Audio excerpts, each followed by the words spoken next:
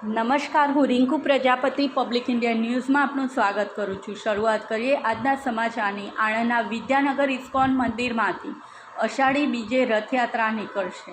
આણંદ વિદ્યાનગર સહિત 50 ગામના ભક્તો રથયાત્રામાં જોડાશે। આણંદ તાલુકાના વલ્લભ વિદ્યાનગર સ્થિત ઇસ્કોન મંદિરમાંથી દર વર્ષની જેમ આ વર્ષે પણ અષાઢી બીજના પાવન દિવસે રથયાત્રા નીકળનાર છે। આગામી તારીખ 7મી જુલાઈને રવિવારના રોજ નીકળનાર 20મી રથયાત્રાને લઈને ભક્તોમાં ભારે ઉત્સાહ જોવા મળી રહ્યો છે। આણંદ ટાઉન પોલીસ મથક ખાતેથી બપોરે 2:30 વાગ્યાના અરસામાં આ રથયાત્રાનું પ્રસ્થાન કરાવાશે।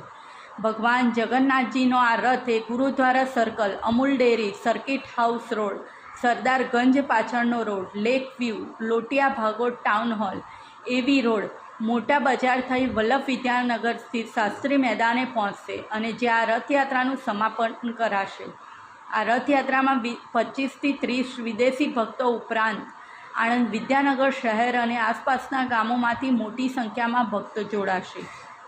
મંદિર પ્રશાસન દ્વારા રથયાત્રાને લગતી મોટાભાગની તૈયારીઓ પૂર્ણ કરી દેવાઈ છે।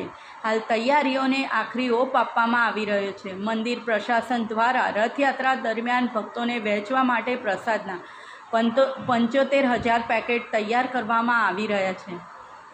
રથ જ્યાંથી પસાર થશે ત્યાં ભક્તોને આ પ્રસાદ આપવામાં આવશે અને આ રથયાત્રા માટે 50 જેટલા ગામને આમંત્રણ પાઠવવામાં આવ્યું છે।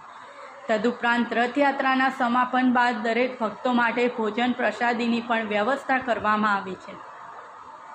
ઇસ્કોનના વાઇસ પ્રેસિડેન્ટ પ્રેમાનંદ દાસ જણાવે છે કે વર્ષમાં એક વખત અષાઢી બીજના દિવસે મંદિરની બહાર નીકળે છે અને જે લોકો મંદિર નથી આવી શકતા તેમને દર્શન આપે છે, જે ભગવાન જગન્નાથજીનો રથ ખેંચે છે અને દર્શન કરે છે તેમની 84 લાખ યોનિમાંથી મુક્તિ થાય છે અને તેને ભગવાન